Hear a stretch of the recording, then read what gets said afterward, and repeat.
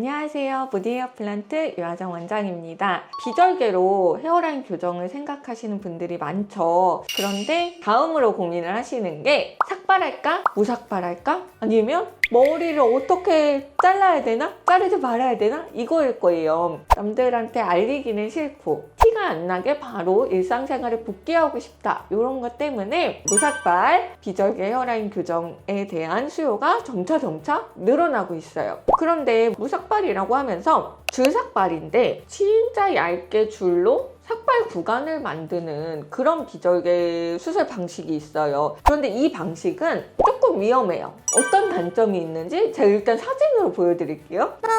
그런 방식의 수술을 다른 병원에서 하고 1년 후에 밀도도 안 좋고 이제 여러 가지 문제가 있어서 저희 병원 다시 수술하러 오신 분이에요. 처음에 상담을 오셨을 때 제가 뒤에를 넘겨보고 라고 했었고, 환자분도 젊은 남성분인데 이것 때문에 뒤에 투블럭을 못해요. 그러니까 뒤에 짧은 머리를 자유롭게 하고 싶어서 흉터가 잘 눈에 띄지 않는 비절개 모발 이식을 했는데 머리를 짧게 뒷부분에 하기가 어려워요 라고 하셨어요. 이분이 삭발을 하면 어떻게 보이는지 볼까요? 모낭을 되게 얇은 줄 모양을 머리를 잘라가지고 테이핑을 사이사이에 하고 하나씩 넘겨가면서 줄 모양을 따라서 모낭을 채취한 거예요. 이렇게 하면 줄삭발이지만 무삭발 같은 효과를 얻을 수 있다라고 해서 무슨 컷 이러면서 주로 이제 막 홍보가 되는데, 이렇게 너무 얇게 줄 모양을 삭발 구간을 너무 촘촘하게 만들면 모낭이 줄 모양으로 채취가 되잖아요. 모발 이식은 뒤에서 모낭을 채취를 하면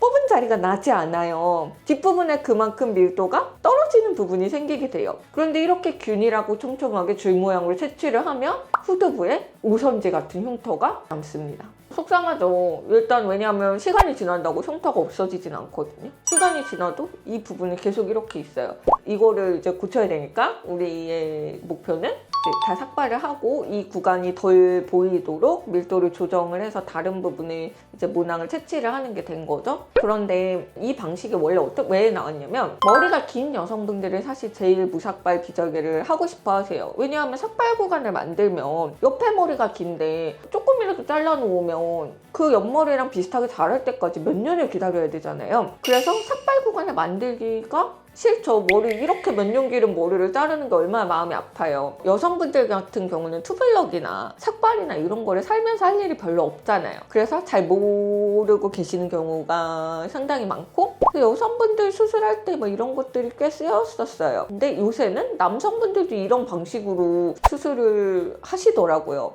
근데 남성분들이야말로 진짜로 나중에 머리 짧게 했을 때 흉터 안 보이려고 비절개를 하는 건데, 나중에 돼서 머리를 짧게 자르려고 조금 밀었을 때 오선지 모양으로 하얀 부분이 보이면 이거는 사실 절개보다도 조금 더 가리기 어렵고 티가 나는 방식이 될 수 있어요. 줄삭발 자체는 괜찮아요. 하지만 줄삭발을 하면서 무삭발 같은 효과를 내려고 줄을 너무 얇게 테이핑해서 촘촘하게 이렇게 해서 채취를 하면 줄 모양으로 이렇게 밀도가 떨어지는 구간이 남을 수밖에 없기 때문에 실제로 이렇게 하는 건 추천드리지 않고, 내가 티가 안 나야 된다? 그러면 그냥 무삭발을 하시는 게 맞아요. 그냥 무삭발을 하셔야 균일하게 채취가 되고 나중에 머리가 짧아졌을 때도 균일하게 채취되어 훨씬 덜 티가 나니까. 그리고 이런 방식으로도 물론 뒤에 오선지 모양으로 밀도가 떨어지지 않게 잘 채취하시는 분들도 있어요. 그런데 너무 촘촘하게 줄 구간을 막 이렇게 테이핑해서 나누다 보면 주머니가 후두부에 남을 수도 있다. 요거를 주의하셔야 된다라는 점을 생각을 하셨으면 좋겠습니다. 궁금한 점 있으면 댓글로 질문 달아주시고요. 좋아요와 구독도 부탁드립니다. 감사합니다.